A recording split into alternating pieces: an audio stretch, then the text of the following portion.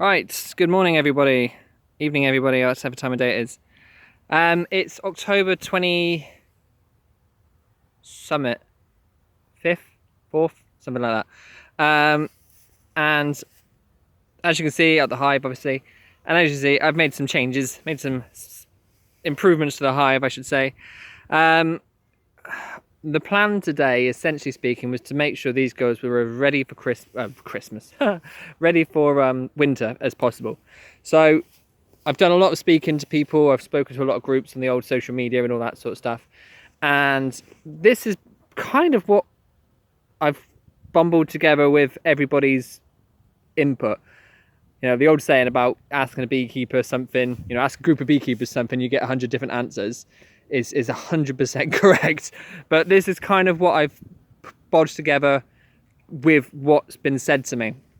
So we'll talk you through the changes slightly. First, the most obvious one clearly is the fact there's chicken wire around it. Now, I never even thought about woodpeckers. Didn't even cross my mind when I was doing, when I started beekeeping. Didn't even think about it. But apparently they're a big problem. So, and apparently a lot of people down this way wrap the hive in chicken wire to stop the woodpeckers getting a grip onto it, or some sort of tape again, which has the same effect. I had some chicken wire lying around. Hit the chicken wire. Right, so that's that one. The second change has been mouse guard. So mouse guard is on. Now, I took the entrance reducer off, mouse guard on. So that's where they're at the moment. I'm not gonna lie, they're a little bit pissed off with me. You know, they've now got these tiny little holes to get through rather than these bigger holes to get through. So they're a little bit pissed off with me, but they're getting used to it. When I first put that on, you could see the little cloud of bees there. That was massive when I first put it on, but that's you know, they seem to be clear, they seem to be working it out. Obviously I've strapped the hive down. That's always been on there. I want to make a habit of keeping a ratchet strap on there pretty much all year round, just because you can never tell with British weather, can you, at the end of the day? So that's on there at the moment. We've also got a, right, okay, so feeding wise over winter, I have heard a couple of options. Option one was to put on the crown board like normal and put fondant on the top of the crown board. Now my only problem with that one, thinking about it logically, was the case, well, if you put the fondant on top of it, then what are you going to do about insulation? Because you've got fondant up there. So kind of thought about that one for a little bit, but there we go. Second option I've heard was the fact of getting an eek, so like a little spacer for the boxes. So get crown board, eek, which makes a feeding space about that much. You know, it's about 3 inches, 3-4 inches, maybe a little bit less, between the crown board and the top brew box, which is what I've got going on at the moment. So I thought about it and I had a little look. Now, if anyone watches these videos, they might remind me putting on a board a little while ago. I took the crown board off and put a different board on, which had sides and holes in the top. So I've had a think about it and I thought, well, what if I turn that upside down?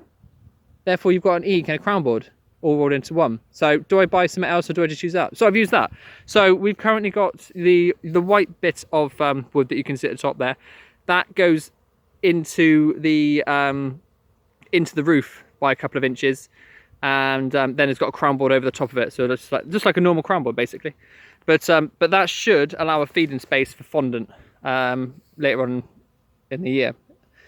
What other changes have there been? Any other changes? No other changes as of yet.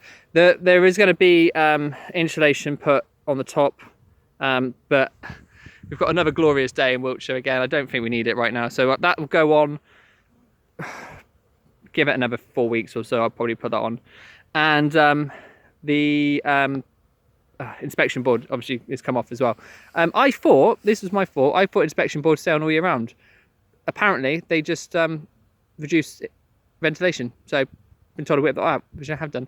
So at the moment, I've checked the hive over just a minute ago. I had a pollen paddy in that one, I believe, so it was on the top of the bottom box. That I was going to take out today, but it's gone. So it's all gone, so there's no need to take anything out. I checked on the bottom of the upper brew box and it's not stuck to the bottom like the micro quick strips are, and it's not on the top, so they must have got rid of it, so they've eaten it all, so that's fine. Stores wise, plenty of capped honey at the top there. I took a couple of tester frames out. I don't want to disturb them too much more today, so I took a couple of tester frames out the top there just to see what they were like, and they were cram packed with capped honey, so happy days. And or stores, so they've got plenty of stores at the top. And the bottom, I didn't go into it too much, but as you can see, I've got a lot of bees flying about. I am still, and there's a lot of bees still in there as well, so I'm still confident with Queen Right, and I'm still confident we've got an active decent amount of brood being laid. So this is pretty much it. So I know I haven't done any videos with the old camera, but reason being is, again, on another video a little while ago, I said I've recently had a newborn. He's 3 months now, I believe. So he's, and my toddler is taking up a hell of a lot of time. So it's not often I can get and spend a really good amount of time up here.